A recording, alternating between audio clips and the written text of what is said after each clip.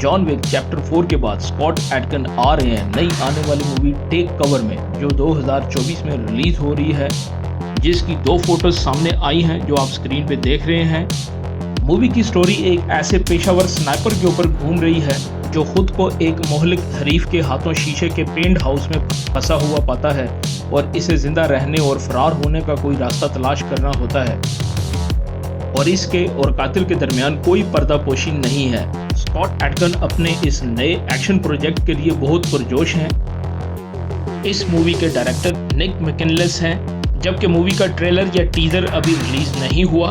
मजीद आने वाली अपडेट्स के लिए चैनल को जरूर सब्सक्राइब करें, बेल आइकन के बटन को दबाएं ताकि आने वाली वीडियोस का नोटिफिकेशन आपको मिलता रहे।